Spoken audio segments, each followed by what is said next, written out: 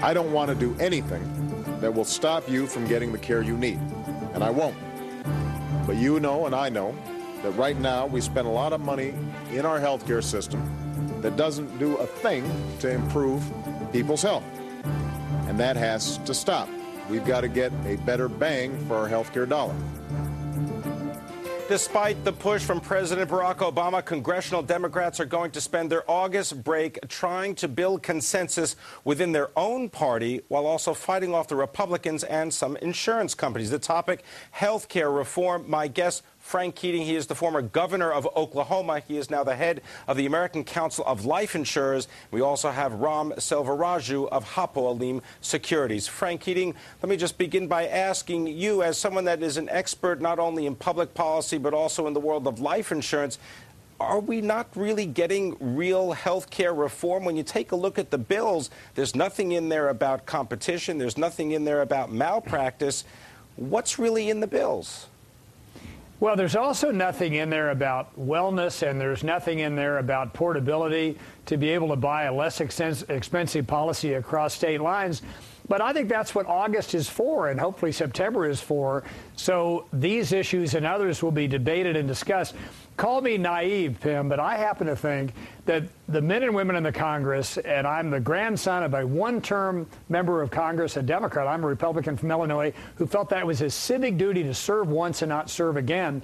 But I think men and women of goodwill in both parties are trying to put this thing together. As long as it's not driven by ideology, who knows? Maybe they will address the issue of coverage and cost. So far, as you know, the cost issue has not been addressed. That's why I think a lot of these people are headed for the exits, because the Congressional Budget Office said there is no cost savings here, and that's very worrisome.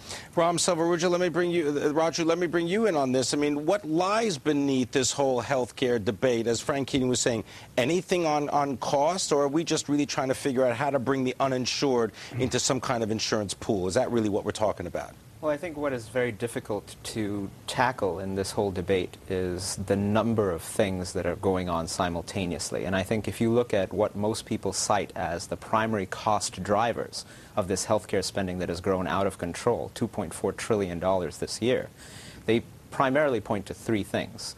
They point to medical malpractice, obviously.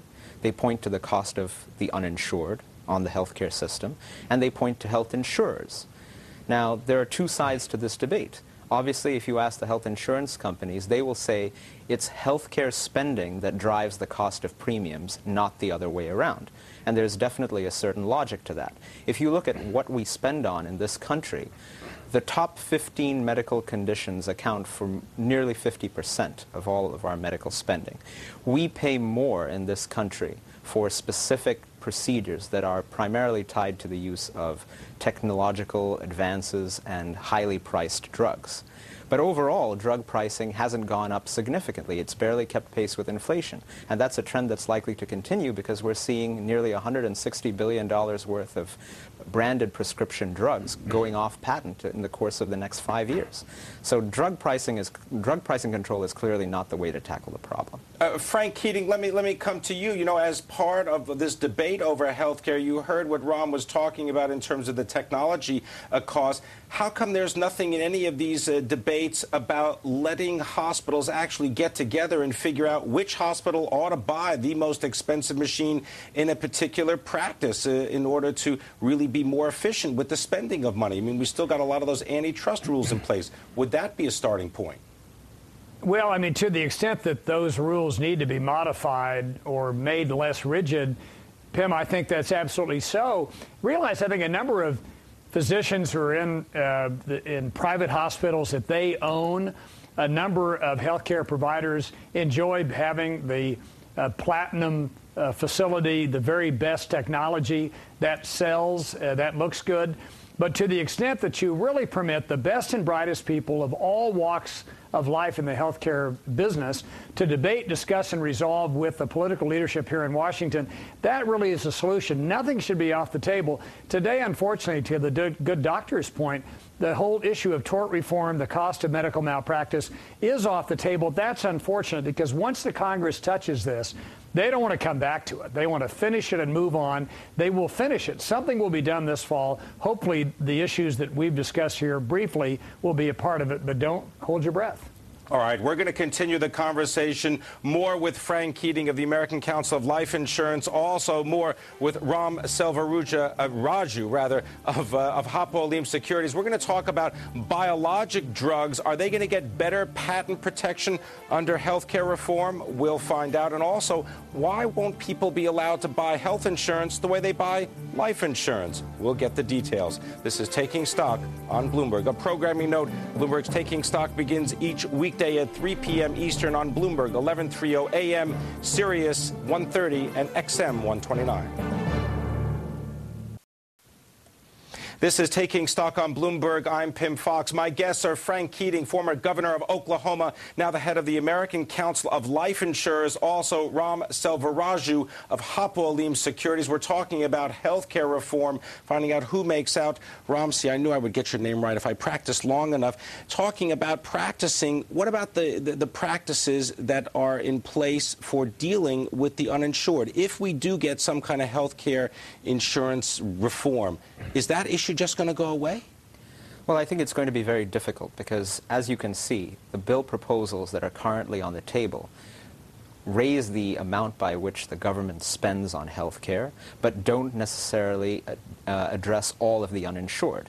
The initial bill proposal was going to cost $1.5 trillion over a decade, and the Congressional Budget Office projected that it would only cover a third of the uninsured who are out there. And really, the main problem is that many of these uninsured people don't want insurance. They don't want to be covered. And they're young and healthy, and they feel that they can afford to go without coverage. And in fact, perhaps it's more accurate to say that it's a small proportion of the uninsured who have multiple chronic conditions, who are in poor health, who cost the healthcare system a tremendous amount. There is really only 5% of Americans in this country who cost the healthcare system a significant amount. Their costs basically amount to nearly 50% of the total. Frank Keating, let me just get one question to you. Why can't people, let's say, buy health insurance the same way they buy life insurance based on very individual metrics? Well, one of the challenges both industries face is that we are regulated at the state level. We'd like an optional federal charter that will permit us to have a federal charter or a state charter, much like the banks have. In the healthcare business, for example, some states will require, let's say, a whole series of specialties to be covered, mental health illness, for example, chiropractors. Those costs, of course, are much higher for those states. Other states have bare knuckles, very simple bronze policies, if you will, or copper policies that are much less expensive. But if you don't live there, you can't buy them. In the life insurance business, though, Pim, I'd like to think that we're the white hat industry. People buy a life insurance policy to take care of a spouse in the event of their death, or a business partner, or an annuity in addition to your pension or 401k, or long-term care as a substitute for Medicare that doesn't cover you, or to save your assets for your children. So I think we have more of a smile factor than the health care. I think a lot of people are much more grouchy about how they buying health care because they know they're going to access it month by month, and they're always uptight about having their claims paid. All right, we're going to have to leave it there for now. I apologize, we're out of time. I want to thank you very much, Frank Keating. He is the president of the American Council of Life Insurers, and also Ram Selvaraju coming in from Hapoalim Securities. We're going to have to get you back, Ram, to talk about biologics.